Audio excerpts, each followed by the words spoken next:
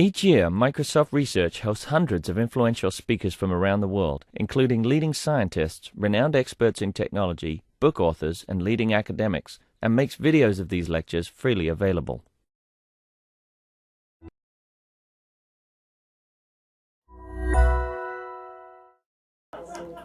Good afternoon. I'm John Boylan, and I coordinate the Studio99 program for Microsoft Research, and we're sponsoring this event today. Quite often when we have these lectures, they're scientists or people from far away. Today we have three local artists who are all part of the Stranger Genius Awards. The three finalists, of whom one, Marianne Peters, is the winner. We also have Clara Glasova and Dawn Cerny, all three stellar artists in Seattle. And today we're going to hear about their work and about their ideas, and I believe that's it. We're not doing any other talks this year, but we will be back in January with some more lectures from the Studio99 Presents series. And if you don't know about Studio99, feel free to talk to me afterwards. So again, welcome, and I believe that Dawn is up first. You teach at Cornish, and so following her, I won't introduce each. Following her will be Clara Glasova, who has done amazing projects around town, including the legendary 5K Don't Run, which was a processional art event that ran for 5 years? 5 years. Yeah, sorry. And Marianne Peters will speak last. So, without further ado, thank you. Dawn.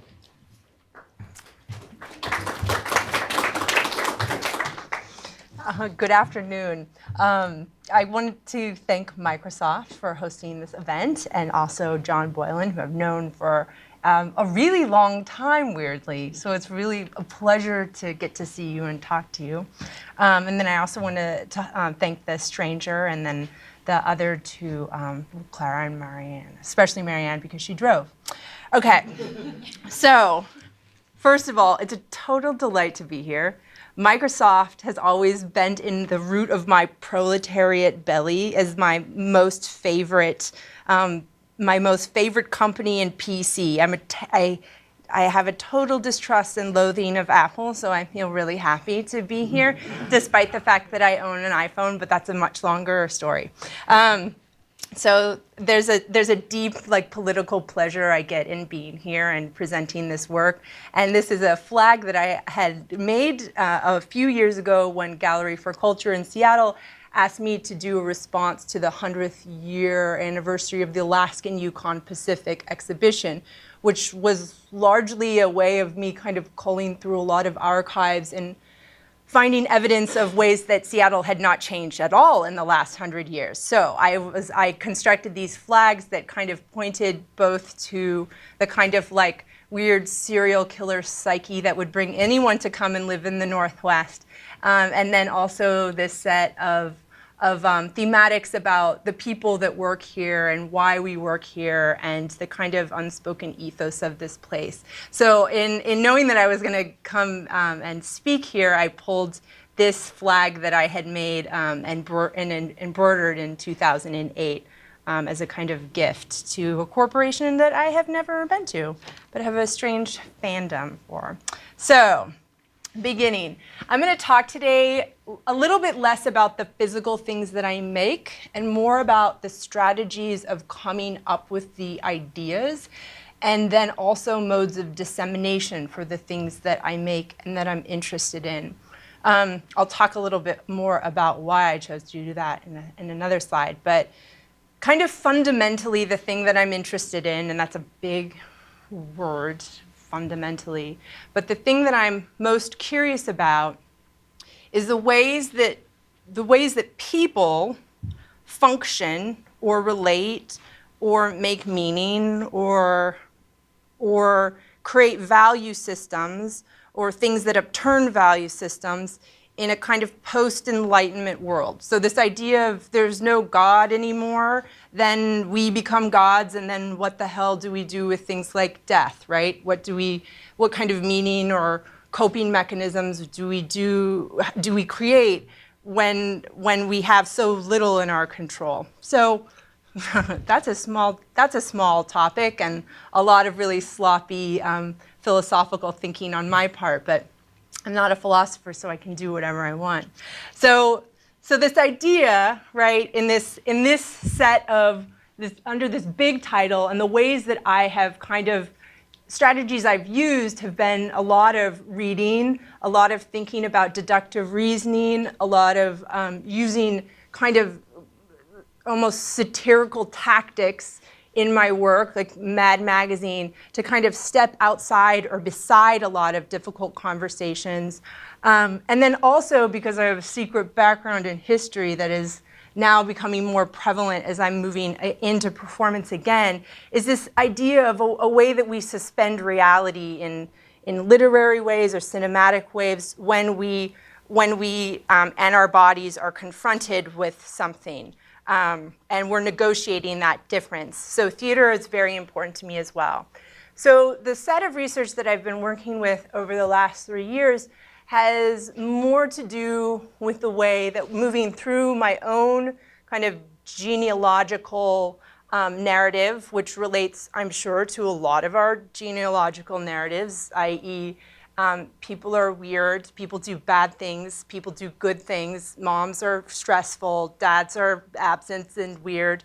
Like all of those themes, right, as I focused in my own family's archive of objects, I became interested in the patterns of that collection, the patterns of narratives, the patterns of what we kept, like why this face and not this face, or family lineage that kind of disappeared completely because there were no objects.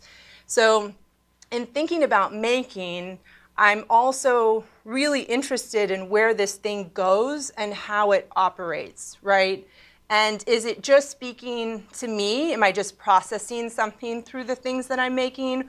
Or am I trying to construct something that could have some kind of palliative value or like delight or beauty value to somebody else? So this way that familial behaviors, even the way I'm talking like this, right? My mom was a teacher and she did this a lot too. I'm like, oh, right, when I'm nervous or I'm trying to work through something, using my hands. That's a kind of really physical behavior, right, that was inherited.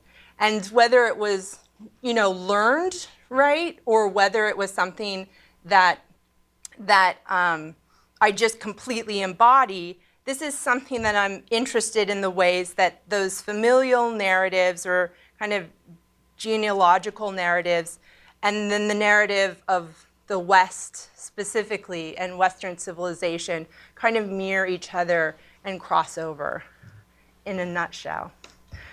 What a weird set of thinking.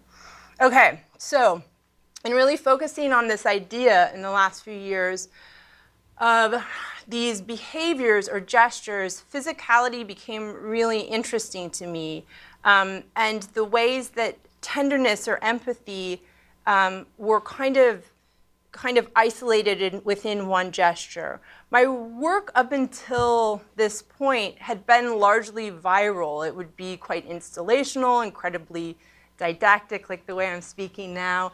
And it always kind of needed one thing to relate to another thing in order for you to kind of piece the mystery together or piece the thinking together. And what I became interested in is trying to figure out how I could kind of isolate these kind of family behaviors or memories into singular objects. And so here are some exercises in trying to think about formal language. So a crumple, a slump, right? And what I found in doing all of these things is a couple different things. One is that I had very little interest in finish. I had very little interest in the authority that these things were performing as like fine art things that why am I keep quoting? Fine art things that were kind of professing their value as art objects. They became really representational to me of the way that something is is asking a question or positing something rather than having this kind of fine, finished authority. And that was like this thing that seemed like, well, pathological on my part. Like, why don't I want to finish something? Why am I not working on bronze? And the other thing that was really interesting as I was doing this work was that everything had this kind of like what I call a bougie scale that all felt quite bourgeois. Like, this is a thing that's a scale that you know, an 11 by 8.5 sheet of paper, and it goes up on the wall like this. And there's something like quite small and kind of like reasonable about this. It also has this kind of body relationship as well, which I thought was funny, that there was almost this one-to-one in everything that I made. It was just like small and like portable, as opposed to doing something like this, right? Which has a much more cumbersome kind of materiality to it and scale. So this then all led to this idea of like, where do these things belong?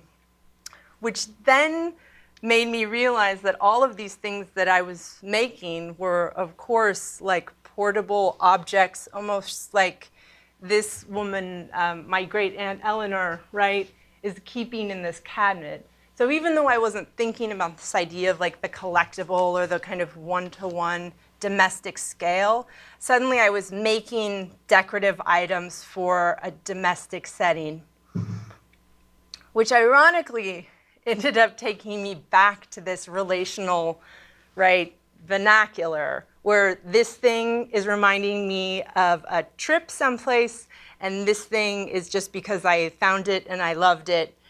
And this started making me think a lot about where, as an artist who's not working in an institutional mode, right? And I'm also kind of outside of the gallery system as well. When I'm in my studio, I'm unconsciously making things always for the home, because the home is the thing that I know. And this is both super depressing to me, and it kind of, like if you dig very deep, it seems like a kind of like aspirational, like short-sightedness, or you can read into whatever you want about that, at least on my part. But the thing that really excited me was the idea that decoration for a really long time, and there's a lot written about decoration, but was a kind of oblique form of power, right? That you can demonstrate who you are or who you want to be through objects and through putting things together. And so just from a feminist standpoint, it became this really interesting way to take a lot of different, to basically examine the work of women and the ways that women could kind of take what resources they had and in a lot of different ways kind of like construct these identities, aspirational or others, and also think about what was beautiful to them. So this is a photo of a sharecropper's home that Walker Evans took. And in thinking and in looking at this, like the first glance is kind of about poverty, especially in comparison to this this book, which I'm laughing at because I stole it from this hotel that my parents were staying at. The book I stole because it was being used as a decorative prop. And it was actually a book that I check out a lot from the library. And I was like so delighted by the perversity of this decorative book being used as a decorative object to like complete the authority of like what a bookshelf is supposed to look like, that then I just put it in my bag because I knew no one cared. So I hope none of you own that hotel that I'm not going to name. So the thing that interests me is this thinking, right? And this thinking, and the ways that you use your resources. I'm going to start crying. The ways that we use our resources to make beauty. And in that construction of beauty or taste or whatever, who we want to be, there is a power when you don't have power. And this has been a long-standing interest for me in terms of ways that we subvert, right, authority, or we subvert power using things like beauty or humor or the grotesqueness, like that we create these kind of new avenues for ourselves to have value. So, and then this interests me too. This idea of the like marginally, the like so highly tasteful that it almost becomes grotesque, right? Yeah, I could talk about that picture a lot. We don't have that much time. Okay, so in thinking about all of this, so I'm making these things, I'm thinking about homes, I just had a kid, like I'm thinking about home a lot because I'm there a lot. I'm thinking about resources, and I'm thinking about the ways that artists kind of use the resources that they have. And there's a long history of people using their homes. Clara is definitely one of them, to create a space for artists to like exhibit their work. What I was interested in is the expectation that you bring to the homes of other people, and you judge what's in their home in a way that you don't feel like you're allowed to when you walk into a gallery. There's a kind of very generous, non-academic quality to looking at an Airbnb. And I thought, this is where I'm going to do my next exhibition. So, because when I'm looking at an Airbnb, you're thinking about who you want to be maybe for the weekend. And the kind of the experience of looking at the art on the walls or the bed or the view or this kind of photographed construction, right, of what your surroundings or this kind of immersive installation, right, that you're going to be inhabiting for just a night is a kind of exciting prospect. And that you're actually using your own critical experience with looking and judging little signifiers, right? Like, oh man, this looks really dead to me. I don't want to be here. Or, ooh, this looks very comfortable to me. So I have a house, and I started thinking a lot about the refrigerator, right, as a kind of place that you evidence your life, like who you are and who you want to be, and then also like not to forget your dental appointment, and that there's a kind of unconscious gesture in all of that that is also very interesting in relation to the more kind of like genealogical pathology that I'm interested in. And so what I did was I took these photos of my home and then sent them to artists. So I kind of used this yellowed out thing in which to kind of capture people's imagination and be like, oh, art could go here, art could go here. And I gave them kind of this blank check to do whatever they wanted, and then I would install it in my home. So then I got a bunch of work shipped to me. I cleaned my house for once, and then I did like a nicer version of my house, but still left these kind of like telling things that people like with kids who are looking at Airbnbs could kind of be like, oh, they have a home, or oh, there's some books, or like places, right, that were strategically left as being lived in the way that that other place, right, felt like anybody could live there. So there's this kind of constructive quality of the gesture of the home. And then it was all uploaded onto Airbnb without anybody being told. And then we would construct these hilarious like rejections if anybody wanted to stay in the house, which was also really fun. But then, like, haha, I'm having this show in my house and nobody knows. It's like genius, right? Like, I'm never going to make any money ever. I have the most self-destructive tendencies. Anyways, that's another talk.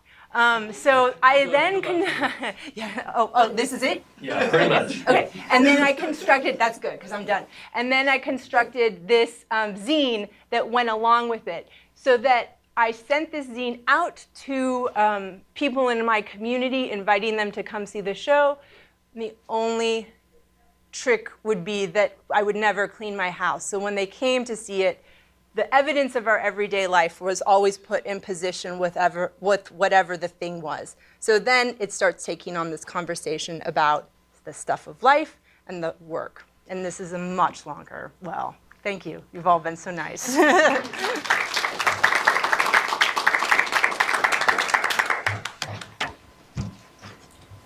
Computer translation. We're bringing up Clara next, but the one thing I forgot to tell you is why these guys are here in the first place, and that is because Studio99 sponsored the Visual Art Award for the Stranger Genius Awards for the last 2 years. And so this is pretty much a record of what these guys do. Anyway, back to Clara. Hello, good afternoon. And I want to say thank you to everybody. Thank you to John Boylan. Thanks to Microsoft and to Stranger for all of you to have us here. And I figured that the best way to start a talk is to bring up some dirty laundry. So I'm one of those artists that works in a really chaotic way. And for years I was trying to explain it to myself, but I just realized it's pretty much just like life. It's not any different than that, and especially those of you that may have family or children would know exactly what I mean.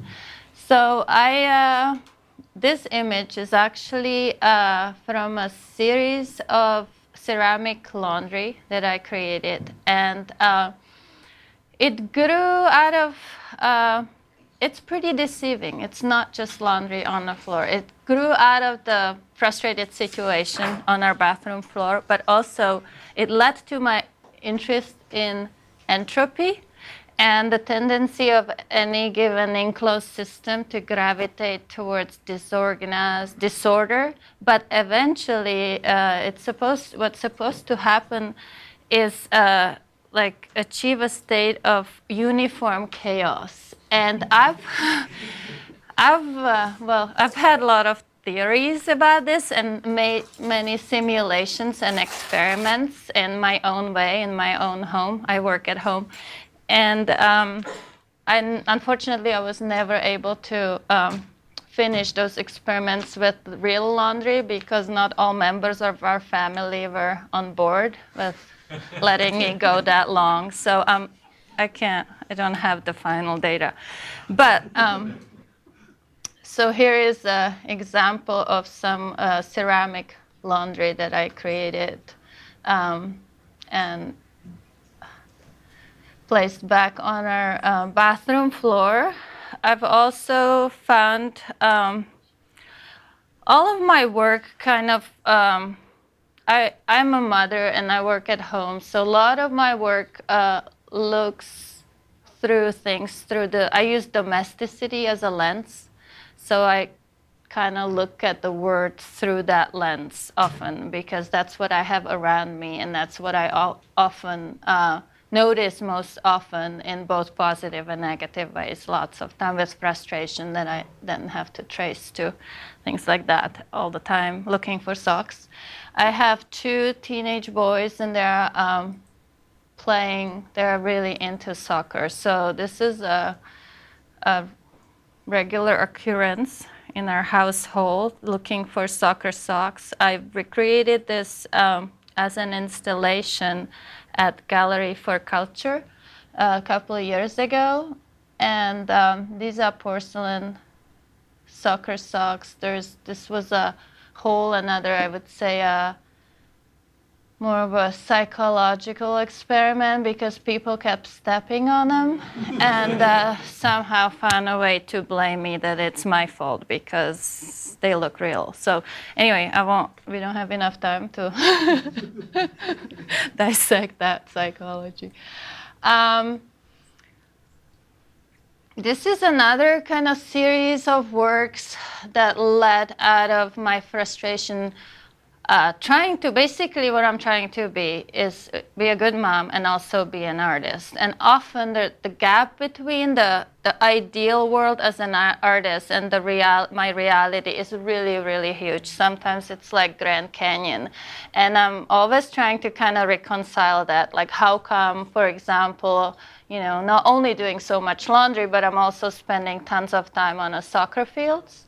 And again, I had to find a way of turning that frustration around. And the way for me was I read in a magazine, I read a quote that really resonated with me, and I adopted it as my motto. It said, "Be the best prisoner you can be."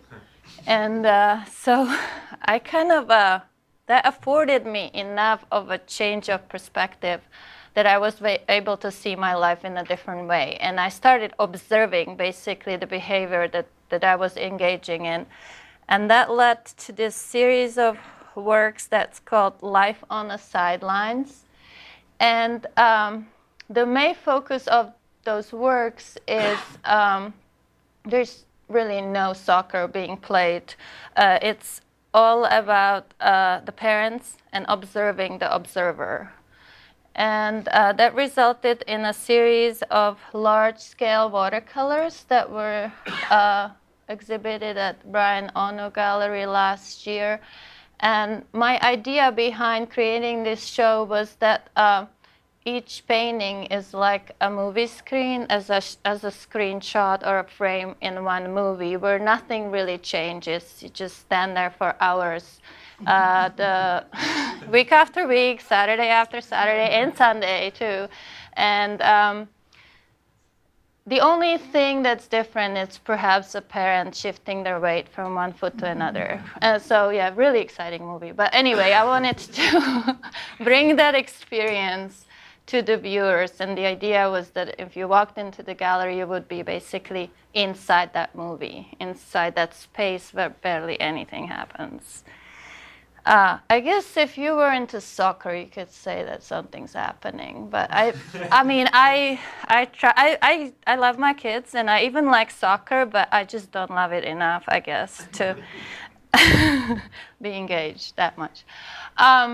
I also made a series of ceramic sculptures, and this is the Team Parent. They're small little figurines, and I was thinking of kind of like the sports bobbleheads that are of sports players. So, but there's 11 of them. There's usually 11 players on a soccer team, so it's a Team Parent representing. Here's another detail of a painting from that series that actually I was very lucky because it was acquired by the Seattle Art Museum as part of Deed of Gift, which is incredibly generous gift and artistic intervention by Jennifer Nemhauser and Matthew Offenbacher. And it's hanging there as part of a collection and part of a Rebel exhibition till December 13, and Dawn here has also work in there, so go check it out if you can. It's a 10-foot watercolor, so really if the Sam didn't get it, it would just, I've never seen it actually from enough distance before they hung that piece over there, because my studio is about that big. And then this is kind of a jump to my newest work, which is called Free Couches Aprons, and I know it's a leap, and it's also required a leap of faith on my part when I embarked on this project. I started photographing old couches around the neighborhood that people leave out, and they are usually kind of sad looking, used out there in the elements, and I started like feeling for them, but I really didn't know what to do and what's the purpose and why am I following this, why am I doing it. I would say that it was different for me, this project, because oftentimes art making does require that leap of faith, but this time I wasn't even sure that it's art making. Like it wasn't even, this project was kind of its own thing, not even sure how to classify it. Because like I had this idea to, of course, I'm taking pictures of couches, I gotta make aprons out of it, right? No, I didn't know why. I had no clue, it just something that like, yeah, I gotta do this. And so I made aprons, and throughout this project I'm kind of learning, and if I, backpedal, I can like look at it back and see where aprons how they figure out in my life and where they're coming from. But I didn't know that at the time. I usually, because my studio is at home, I work at home, but I also have to do the laundry and do the dishes, and I am the housewife. So I have devised a system where I have 2 aprons for 2 different roles, for an artist and a housewife. The housewife is I wear apron that's blue with polka dots, kind of, and then I have bigger apron. I have bigger apron that's red and really messy, and that's for art making. So there's nobody else around. It's just my own system of designating which role I'm functioning in currently. So I made series of these aprons. There's even some LA couch and nice sectional sofa they have found on Beacon Hill. And I started wearing them around. And I also, besides just, you can only wear one, right? So I would have a bag. I have a bag that I carry all the aprons with me wherever I go. And I started asking people that seemed either that I knew them or they seemed nice and open-minded enough that they would possibly pose for me. And at first I had no clue, and the images that came out were like, oh, okay, well, person in an apron, and what? And the moment when the photographs became interesting to me was when I got a whole group of people to pose for me. When it wasn't a one, but it became a lineup. And the lineup reminded me a lot of like family reunion photographs where everybody lines up and smiles and hopes to be remembered that way, happy for eternity, forever. And so I started doing that. At the time this project was developing, I was heading out on 2 months long trip to Europe. Months of it I spent in Czech Republic, which is my home country, and months of it traveling around Europe. So the aprons were packed and went with me everywhere I went. And what I did is trying to find situation when I can have people pose for me. It got a little tricky. What I found it needed, like for that moment to happen, and I needed to have the right ingredients. Oftentimes, I would have to have few trusted friends or family or somebody I knew, and then it would have to be just kind of right time, right mood, sometimes a little bit of alcohol that would help, but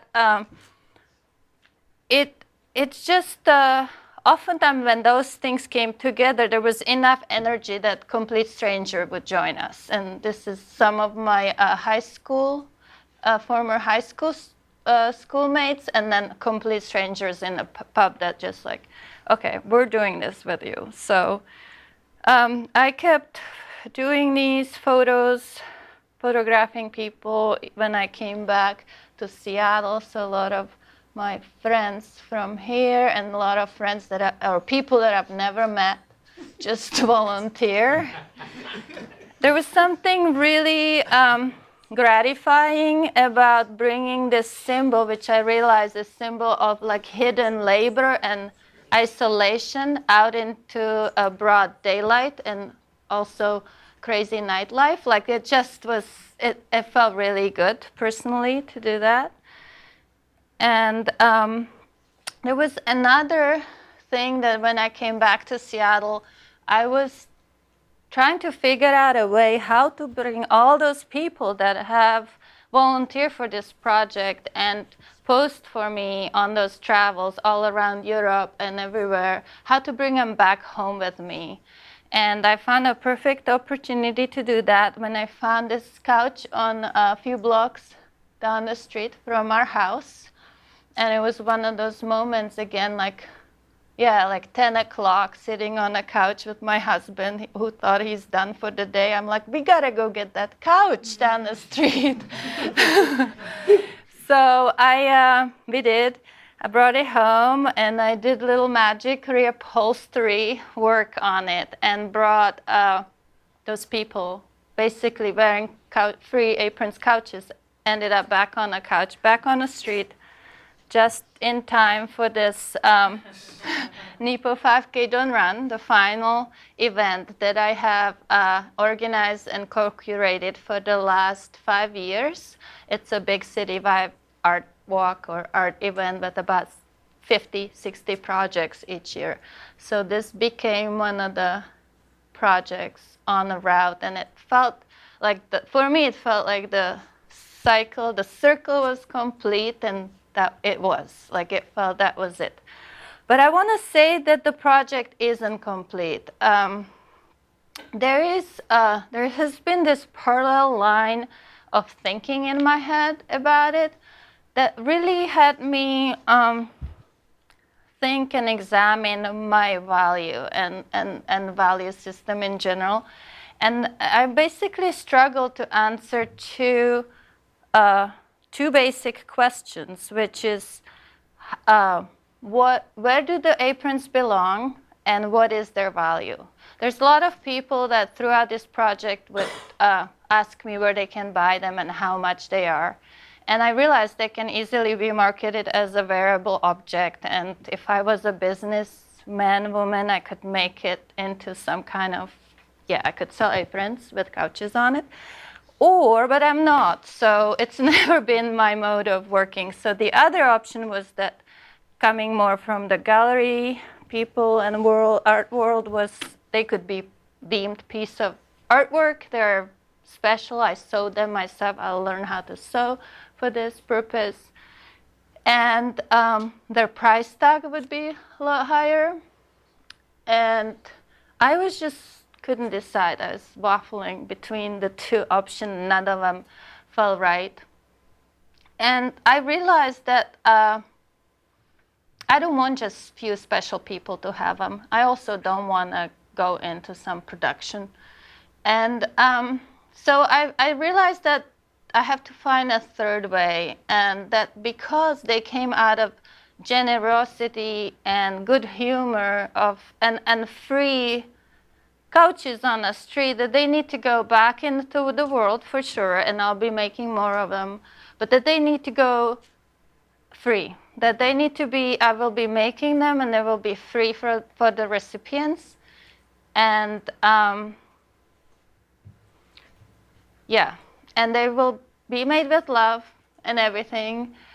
And I put all my effort into it. I know it sounds maybe idealistic and really altruistic, but there's other things that I want to get out of it for myself, I realize. And that is that I want to create a whole new, nothing less than I want to create a whole new economic value system, because I feel like the system that we live in is insufficient. And somehow I want to find a thread to work towards a system that values, that's based on trust and values care and respects labor, whether it's productive or not.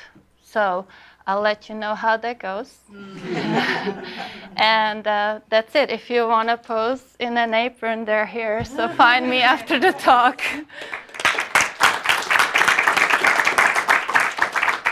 Okay, Marianne.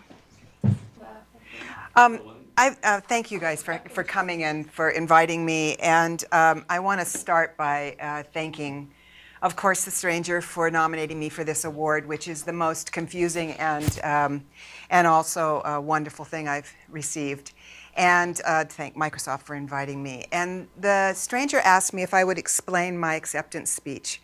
And so I'm going to do that first, and then I'm going to talk to you about my work. What I said was, if genius is perseverance and blind faith, and if genius is perseverance and blind faith and sharing what you know and mentoring people who are generating ideas that you may never understand, then I can sit with being a genius.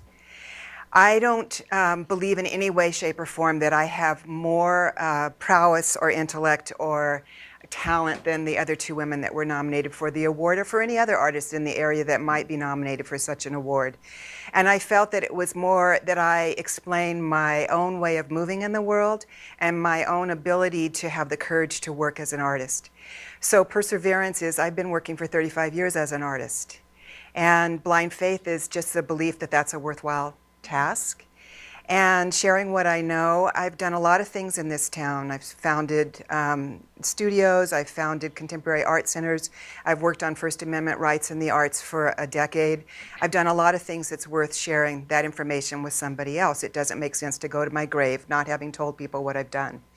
And finally, it's really important to mentor a generation of artists that are behind me, because they are indeed entertaining ideas and ethics and approaches to some sort of aesthetic notion that I may never be able to wrap my mind around. And I want to make sure that I honor them with this award, and that's why I said that. I also said that I was going to buy airplane tickets, lots of airplane tickets. And I said that I was going to buy airplane tickets to places that the government doesn't want me to go. At any given time, there are travel alerts from our country for just about every planet, every place on the planet that we should not go there. I was an exchange student in college in Pakistan, and I traveled overland from Turkey through Iran and Afghanistan and Pakistan and Nepal. And I've gone to North Africa, and I've spent many, many, many weeks in Central America and in Mexico. Obviously, I don't buy new washing machines, I buy airplane tickets. But the importance of that comment is that we as Americans who have the most privilege in the world need to be in the world as we sit. We need to be in the world as active citizens and concerned citizens for the way that other people in the world live their lives. And the only way they're going to know that is if we go there. So that's my desire to use this money that was given to me as a way to go and experience parts of the world that I want to see or have already seen and need to revisit. And most of those choices are going to be probably aligned with cultures that the government has now in some ways targeted as not to our best advantage. And I just wanted to say that out loud in an award because it made sense to me. Again, I had this huge audience, and we are being programmed to be afraid of the world that we live in. And I don't want that to happen. I want people to get on airplanes. Mm-hmm. And finally, the last thing that I did was I said that I was going to share this money with Don and Clara, which apparently was a radical thing to do. I don't understand it, but this was free money to me. It was free money acknowledging my efforts, and it didn't make sense to me to differentiate myself from the two of them. I said that I was not in competition with them, I was in concert with them. And we've laughed a little bit about it because I failed to calculate that I have to pay taxes on this gift. So the amount that I'm giving them shrunk slightly, but I am indeed giving them some of the money. And I think that's another kind of leading by example, hopefully, to say that I have enough. I don't have a lot, but I have enough. And hopefully I'll be able to make the work that I want to make and see the things I want to see. So the other reactions to the award have been, actually this is a little bit humorous too. It's like, gosh, Marianne, a woman of your, how shall we say, of your age. People have tried so many ways of saying, you're not a young artist, you're somebody who's been at it a while, and they gave you this award, what's up? And I'd have to say that what's up is just respect. And the other thing is, where do I want to go? Well, I definitely want to go back to Lebanon. Then that's where I'm going to start my slideshow. My family is of Arab descent. My family is Lebanese.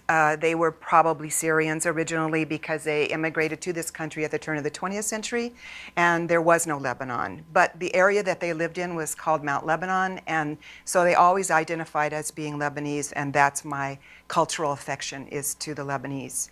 In 2010, I went to Lebanon and to Damascus with my brother and sister. And after that was what we now describe as the Arab Spring and the unfortunate collapsed Arab Spring. And it really opened up for me a topic that had been in my work and in my concerns for a very, very long time. But I just had not found a platform or a venue or, in truth, the support, the emotional and intellectual support to pursue work of that ilk. And now somebody's opened the floodgates. But I wanted to show you this piece. This is based on a letter that my grandfather wrote to my father that in essence said, I'm so happy that you got to go off to college. My dad was given a scholarship to Yale, and he met a man there who happened to be from the area and in Lebanon that his family was from. And so my grandfather reminisces in the letter about how glad he is that he actually got to meet somebody that understood that culture. And at the end of the letter, he said, I know you might need money and do you need clean shirts, but please find the Syrian boys. And so what he was actually saying is, please find the community that has nurtured you and the culture that has nurtured you. I don't want you to lose it by assimilating. So I found that letter and made this small 20-foot long drawing for my father. In 1992, I made this drawing. It's massive and it's in a heap in my studio, but I hang on to it. And this is a detail. And I took basically names, I anglicized my grandparents' names. They came on a ship. The men came on a ship. The women came later. This is the saint of music. My family sings for fun. And I used this honeycomb patterning, and you will see it again because the B system is a perfect system. And I think that that's something we aspire to, is to be participants in a perfect system, be it your social, personal, spiritual lives. Then I put it into an installation at the Bellevue Art Museum. This was called Find the Syrian Boys as well. And it was this table made out of honeycomb aluminum that was held up by an uprooted tree, which was symbolic for a family tree. And there were names that were all around the room. And those names corresponded to my father and his family. And this is an example of it. My father's name was Shafi, and everybody called him Pete, because my last name was Peters, although that's an anglicized version of Boutros, which means House of Peter. And what you can't see in the bigger images is that I built the walls at a slight slant and put a water system behind them. So at intervals, the walls tear up and weep, and you would smell the dirt, you could smell the mud, and so that was that piece. And it spawned 20 years later, this body of work. This is a drawing that's actually a small drawing, but it's called Mirage. And it's sort of the precursor for trying to map my way towards a cultural tie that I can actually illuminate in my work and not seem like I'm taking advantage of a topic that is really, really volatile and concerning for a lot of people, and that's what's going on in the Middle East. And I can't elaborate on these things. This is, it's called Last Cedar. Lebanon is noted for its cedar trees, but those trees are mostly gone due to degradation and war, and I just wanted to make a piece that was about that. Then I started sourcing images off the web. I received a grant in 2014 from an organization called Art Matters, and they allowed me to do research in Paris and in Mexico City following a migration out of the Middle East through what was Europe and into the Americas at the turn of the 20th century. This is all on the heels of the Ottoman Empire. And I was comparing those documents to the way that people are using their phones today to basically inform us of what's going on in all these various communities. And this happened to be a pro-Assad rally in Damascus. And then I made my own interpretation of it, which was called My Father's Father. People don't understand in many ways what some of the most beautiful ethics of Islamic life, and one of those can be that your father and my father might have been enemies, or they might have been friends, but if you are in need, I'm going to take you into my home. There is this notion of propriety, of of histories, but also not being dismissive to somebody's circumstances in the moment. And I think as our media toys with how they think about the Islamic world and how to speak to it, they continuously, I believe, turn it on its ear and make it constantly a demonic thing, and it's not a demonic thing. I've had really nothing but incredible experiences in Islamic countries. So that's where that came from. There's also a story that I found around in 1982, the father of the current Assad, his father bombed a town called Hama. And Hama is a famous, famous site. It's a historical site. It's surrounded by a viaduct system that has all these churning water wheels that was part of a way to irrigate the land around the city. It has a river that runs through the middle of it. And I learned that there was, at that time when that bombing happened, of course the country was shut down and all information was shut down, but close to 20,000 people were killed. And so I decided I was going to make my own homage to those people when I learned that they, on about a yearly basis, come to the river and pour red dye into the river at the viaduct turnstiles, at these water wheels, and it turns the river red. So I made a piece called Painting the River Red. And this is about the right scale of it. That's the scale of it. And I did not go there, but I felt like it was important for me to make some sort of gesture towards that historical event. And this is a detail. And to be able to, in some ways, with my work, hopefully spark curiosity from other people for a part of the world that they may never be able to see. I also did a piece recently, in the last year I made this piece. It's called What Stays the Same Is Never So, which is my motto now for history. Just when you think you understand what's going on, there's something that's volatile and changing. And I used the symbol of web, spider web, which was at my home. I took a photograph of this spider web, and then I drew over it 8 times in a little bit of a different way. So as we speak, there's some aspect of what we presume to be the truth that is now in a state of flux, and we can't hang on to it. We have to move with it. This is a piece called, what is the name of this piece? It's, oh, I'm just blanking on the name all of a sudden, but it references, oh, it's called No Man's Land. It references a section between Lebanon and Syria that is indeed a no man's land, which is identified as a pocket or a slice of territory that's somewhat neutralized so that neither country actually owns it, but both countries can access it. And so it's this place where everybody sort of takes a breather between whatever their differences are on either side. There are no man's lands all over the world.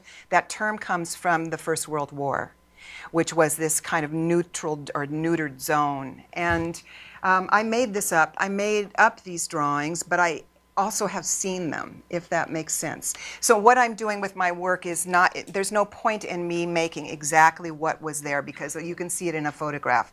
It makes more sense for me to give you the quality of the site and to somehow, again, jumpstart for you a curiosity about it. This is also just about to scale. Okay. The refugee debacle that is going on in the world today is not new, and it's been going on for a long time. And this is another image that I found off the web, and I made my own painting about it, which was this, which is I wanted people to understand that even as we're collecting people in these circumstances, they're out of strife, and they're not there because they want a new, camping trip. And it's a very isolating experience as well as a needed community-oriented experience. And these pieces were called storyboards. Similar to, I think Dawn mentioned storyboards. They're a way of compiling a variety of images to make a fuller history of something. And so this is one of the storyboards. This is another one that's a pastiche of images that I was pulling again off the web, but what I wanted to do was in some ways to make an image that was referential to to the explosive nature of things and to the actual explosive occurrence of things in these towns. And this is just a street scene that was seen from the air and that I invented off of it. So I kind of sandwiched together a variety of images. This was in a marketplace in Iraq, and I just thought it was an incredibly beautiful image, even though it's a very cataclysmic moment of a bomb going off in the marketplace. And then I made my own piece about it. I don't, on a regular basis, I also brought a catalog for you to see. What I'm most known for is, frankly, for abstract painting. But my work is always referenced to real events, and I'm only now kind of giving them their own life in a much more, I guess you'd have to say, narrative way that's recognizable. And I think that that's important in this moment. This was a very, very beautiful, serene image of a woman walking by a pool. And I just wanted you to be able to have a sense of calm. Even when we are observing or being forced to observe war zones, there's always a place of calm. There's some way that people are going about their lives in a regular way. And we, as citizens who are we are complicitous in that because our government and our taxes are using their resources to continue this, to propagate this. We have to take in mind that people are trying to live just a normal life. This was a piece that I made because I just couldn't resist. It's a big painting. It's larger than this. It's called Messy Heaven. And I just started thinking about all the things that are being done in the name of some sort of elevated good, be it an uber Christian person or uber Islamic person or whatever. We're doing these things because there's some notion that there's a higher order and that we will have the privilege of participating in it. And I just thought, you know what, it's going to be messy as all get out. If you believe in a heaven, it's going to be one sloppy joint. And so that's why I made this piece called Messy Heaven. This piece, again, I have a nice hand. I'm known for being able to make beautiful things, which I take seriously. If my hand can transfer, again, the logic of being a commentator in a lot of different ways, then I want to do that. And so this piece is called What Remains. There's a lot of architectural sites that are in the news because we are destroying them. They're being destroyed. But they're also leaving remnants that are equally beautiful, and somebody will come onto those. And so in this case, it was sort of referencing the tile work that I had seen in many, many parts of the world. And I made this image up. I didn't I'm making this stuff up. In Mexico City, I met a man who had immigrated there. This was part of my grant, and his family did an entirely different job in Lebanon. But when he was leaving, his father said to him, learn how to make bread.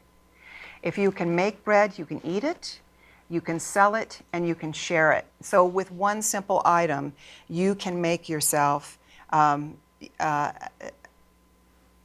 guess you would have to say you could make yourself comfortable in a world that's not your own. And I just was moved by it, and I started making these pieces called Impossible Monuments. And this is one of them. I took pita breads and I had them bronzed. Impossible monuments, for my definition, are those things that are in the everyday or that have some sort of mundane aspect to them, but because they're so integral to life, they deserve to be elevated to the status of a monument. In this case, bread. And that moves me into this piece. This is the backdrop to a piece that I did called The World is a Garden. I found a quote from a 14th century Tunisian author that said, he was a philosopher, that said, the world is a garden, the walls are the state. And I just dropped the walls are the state, and I'm letting you see my sneaky little piece, which looked like this. And it was off in a room in my gallery, and what happened is every time you moved, your perspective on that garden shifted with you. And it works in reverse. You think that as you get closer, you'll be able to see it better. But when you get closer, everything shrinks and you can't see it hardly at all. But when you back up, you can see the whole thing. So that's that piece. Last summer, I was invited to do a piece for an exhibition called Out of Sight, which coincided with the big Seattle Art Fair. And again, thinking about the Middle East, and I want to say right out the gate, there's no such thing as the Middle East. That's a term that was invented and that we've just normalized. So just that's something to look up later. But every time I say it, I think I'm propagating a lie, but not really. It's just something that we're comfortable with. And I wanted to make a piece that referenced again bread, because another part of what's happened in Syria, in most obviously, but in other places in the region, in the Levant, is that there is a drought. There is a serious drought. And a lot of what happened in Syria was that the farmers, the agrarian societies, had to adapt to a circumstance that they could not maintain because there was no water. So they went to urban settings, and in the urban settings, the infrastructure of the country was unable to take care of them, and also was unresponsive entirely to the requests for help. And so I made this ornamental rug, which is kind of almost a cliched, but I think a really beautiful reference to that part of the world, and I made it out of baking flour. It is indeed just flour. And when you step on it, it just dissolves and dissipates, and that'll be the end of it. And this is some details of it. I made this up. It just kind of came to me, and back up. And whoops. I guess I can't go back. And so I'll end with telling you what I'm making for an exhibition that coincides with the Genius Award. It'll be at the Fry. My piece will be installed next week. Contrary to everybody else, I've had about 32 seconds to come up with something. But I had been thinking about, of course, all of us are concerned about all these people that are trying to get themselves out of war-torn areas and get themselves into safety. So my piece is going to be a reference to the refugees moving across the Mediterranean. It has a nautical component to it. It is imagining a fisherman who trolls his net and what gets pulled up into the net. It's also coincides with an article that I read about what refugees pack. And one of the things that they pack, of course, oftentimes is something for worship, you know, worry beads or prayer beads or whatever. Their identification papers, safety blankets, and finally, in what's got me hooked, which is the way I think, I try to find something that seems to be obscure but really integral, is they take lemons. They take lemons to smell the lemons to offset being seasick. And if you suck on a lemon, it can also suppress your hunger. So this very simple and ubiquitous item, a lemon, which is also an important ingredient in that part of the world's cuisine, is taken along, and it's a very, very hopeful thing that in some cases works and in other cases doesn't. So thank you so much for letting me tell you these stories. And I don't know that I'll always be making work that is so specific like this, but I feel it's important to make it now. And thank you. We have some time for questions, if anybody has any. How did you make the flower rug? It's so huge. How did you make it? I made it by taking, I calculated how much room that I wanted it, how big I wanted it to be, and I wanted it to be somewhat large and a little bit oversized. And then with my studio assistant, Mackenzie Porritt, who's also an artist, she did it with me, we set apart about 2 feet at a time. I collect all these doilies and templates and patterning things, and so I was calculating the size, how far can we reach, and also what the pattern would be. So I was making it up. I literally was making it up. I knew that it had to have a center section that was large and much more ornamental in its scale, but everything else had to be the kind of bordering. So we worked ourselves up the front, down the sides, left it open in the middle, stretched in the middle, and laid down the templates. And what I would do is I would take flour and just, pile it up, and I had it the same depth as a piece of drywall. That's what I was using to cordon it off. And so I would press it into place. And it looked like plaster. People thought it was plaster, but in fact, one man in a blind moment on his phone stepped into it the night of the opening, and it just went in that one place. So it was quite clear that it's not it's not solid, and it wasn't intended to be solid. It was intended to be temporary. Did you leave the footprint? Or? I did take some photographs, and then we repaired it, and then at the very end, somebody asked us how we were going to remove it. And we just walked across it and then scooped it up and took it in bags to the dumpster. Yeah. When you were removing it, was it hard for you to like say goodbye to it, or was it a part of that, like your process to, like you almost enjoyed watching it? You know, I think I loved making it. I loved the opportunity of making it. It had been in my mind, and I just thought, it might seem like I've had this gigundous career, which I have, but I haven't been given, I haven't used traditional venues in the way that someone might imagine. So I'm not on the big name list of the curators in town. I'm not in the museums. I'm sort of been kind of sliding by. And so in this case, it was in this warehouse, or in the top floor of the King Street station, and I couldn't leave it there. You know, I had to take it down. They asked me to leave it a lot longer, but I just thought, you know, that's the point is that people understand that this commodity is at risk in a part of the world that needs it, and as do we all. So, yes. You mentioned that your work. Do you want these guys up here too, and you just? Oh, I have questions for everyone. Okay, all right. You mentioned that a lot of your work is abstract work, and I've seen some of that work, but that you also have some figurative pieces that have more narrative content. And my question is, when you were making the abstract works, did you still have the figure in your mind, or do you find that you had two different modes of thinking and working, from the abstract works to the figural works, or that they're both two sides of the same? Well, I've always, again, used reference to real events or real places, and but I probably didn't have the same kind of courage about it as I do now to make them be more literal in their appearance.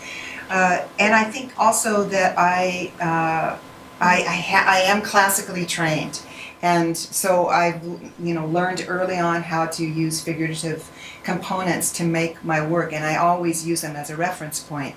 But mostly I just invent as I go along. I don't take notes, I don't have notebooks, I just hit the ground running, and sometimes it works and sometimes it doesn't. But they're kind of simultaneous, I'd have to say. You know, I feel fortunate, I feel really fortunate that I've gone in and out of the gallery world and been able to experiment in a variety of ways, from making public art projects to installation pieces to intimate little tiny things, because you need, all artists are mining a certain kind of vocabulary that they can activate in a variety of ways should the opportunity hit.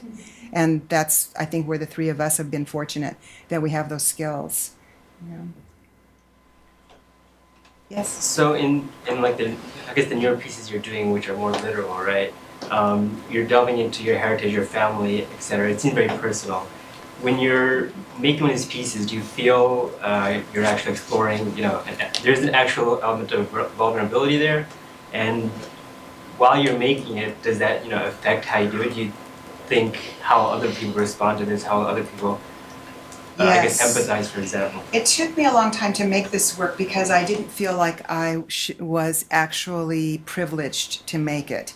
I felt that there are people who are in those countries or who are first generation Arab Americans or who have a much more closer finger on the pulse. And then I met a man named Rabi Imroue, who's a Lebanese artist who'd been making work about what was going on in Syria. And I said, "Did you go there?"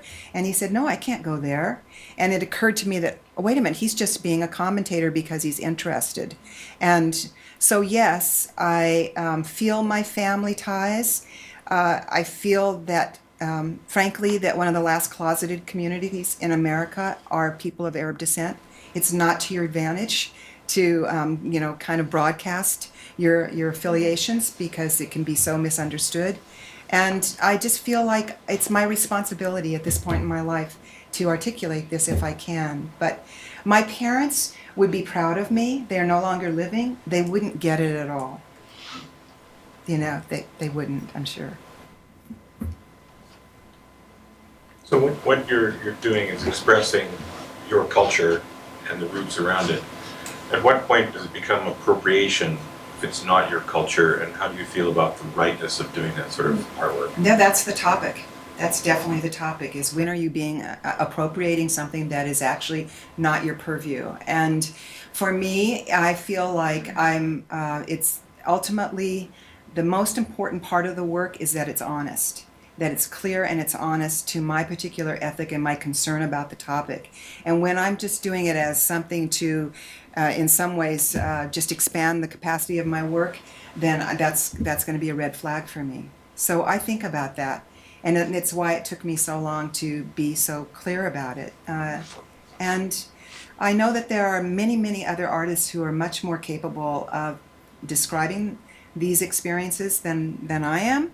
But I'm kind of a stealth artist in this respect. I'm using other kinds of seductions to bring people into the work. Like, I really believe that beauty is a source of seduction to get people to think about things that they may not really want to think about. And I use it. I admit to that. But I do think about the importance of not appropriating and being clear that that's not the case. That's why I'm not copying the photographs. I'm basically a translator of events, and I hope I'm doing a good job. I'm pretty nervous about the one I'm making right now because it's pretty literal. You're not going to be able to get around it, but it'll be beautiful too, I hope. Anyone else? So I had a question for Dawn. Thank I was you. wondering with the piece you ended on, like how far are you willing to go with that? Like, it would be really interesting to just turn over that space to be your space, your personal home space, really completely redesigned, and then have to live in that and live with that. And I was just wondering, have you thought about? Yes. And I'm also, I mean, I was also working in parallel with another artist, Rob Bree, so we had decided on this strategy, and his project was an actual Airbnb that we co-authored at first. And the question is, how alienating do you make the experience of hosting somebody, right? Like, is it going to be like a really like Beetlejuice, right? Where you just like hate, like it's like a very creepy cold house, or so we came up with some strategies for that so that people actually could stay in a more overly designed space. But yeah, this question of what that line is, who the audience is really interesting. And the project that I'm working on right now with Amanda Donnan and Rob Reed at Seattle University is a kind of slice of it, which is artists giving work. And then at Seattle University at the Hadrian Gallery, we've created a library where staff, faculty, and students can check out work. So the risk exists,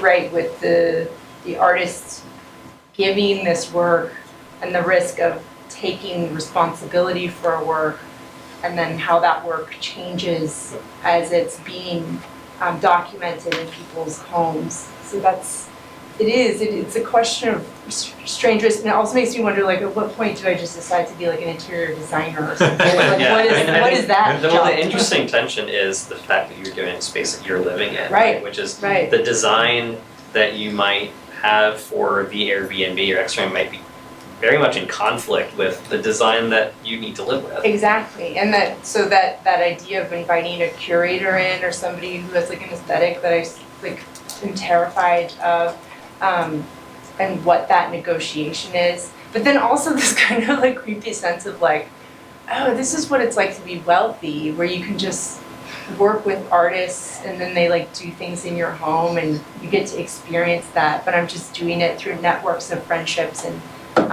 community that people I know. But we had this one that was up, this really, really expensive print that was up on our refrigerator, and this artist had made these custom magnets. And we were just freaking out the whole time because we were like, if we spoil this, it's like $5,000. Like, and we were just like getting chili out of our microwave all the time. So we were really happy when that piece came down. But there's something so like, how is this different than any of our houses, right? Like, we can all do this. Artists have stuff that they want to get out. Yeah, and this, you're. I have experience with this scenario. There wasn't enough time to talk about it, but the Nipo Parque Don Run event actually grew out of projects that I had in my home. on Beacon Hill, and they kind of gradually, well, actually very quickly took over our house. Within a year, we've had multimedia shows that were 30 artists packed and moving furniture, living with all sorts And like of things. openings, Opening, like parties. Yes, it's yeah, we had it. Can you talk more about using the Airbnb infrastructure to do your own art games that people might necessarily not know? Yeah. And are there other kind of new technology frontiers where you're putting your art jokes out there for the masses? Yeah, but it's not for the masses. It's like for me, right? Oh, I mean, yeah. that's kind of if I'm not like, look at this art thing that I Right. did on Airbnb. Like But you no one guys else thinks know, of and it like that 30 other people know. Right. But I know it's the kind of covert. It's like subverting expectations, but like using that, but never figuring out what that line with the audience is. Because I'm just taking advantage of like the quality of how you look for something with a really specific expectation. I worked at Restoration Hardware in college too, and I would do a lot of drawings and letterpress stuff that as we took things out of the old packages and put them into the Restoration Hardware package, I would put these text-based works that said like, this costs more than you think it did, which they never knew about. But those strategies of like using your everyday life and labor in this way to kind of like call into question something in really sly ways. I mean, even we thought about like what that text would be for the Airbnb, like what are the trigger things that make people think that it's a joke or not? But it does make me question now every time I look at Airbnb. You know, you'll see them occasionally like they're so trashy or like so tragic that you like no one would ever sleep there.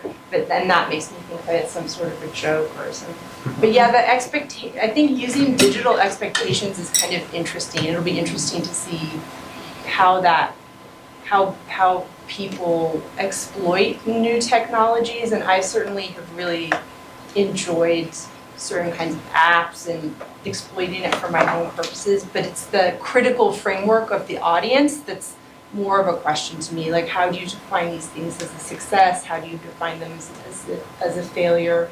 And certainly with this set of works that I do, it's more like it's a success if people participate in some way. You know, yeah, it's curious. So I think one more question and then we'll wrap up. Since I know you look fiercely desirous of asking one. So in your idea of the house as gallery, it seems that pretty immediately it was clear that your choreography and like your mannerisms around your own home changed once the incorporation of these really pricey, very valuable, like both monetarily and also just aesthetically, these pieces of artwork into your home. And so your movements kind of take on, well, I wonder, I would have loved to see No, they film. didn't. It was terrible. No, because then you're just like, you don't, the work becomes invisible, right? And so if you think of it, and you're like, shit, I need to pack lunch, I gotta pay the bill, then you take the chili out in a very different way, right, than if it's Sunday. Right, so that's also something that I was interested in, these kind of value systems of like, at first like, oh no, we can't put the dirty socks next to the sculpture. And then by the end, there's like a puddle of honey next, you know, like that, and that's me, that's my behavior. Somebody else would be very different. But the kind of, the creepiness for me was like how dirty and gross and piled everything was. But then around 2 weeks, everything, all those stacks and articles and books and like all that stuff came back. Okay, on that note, thank you guys, Marianne, Sarah.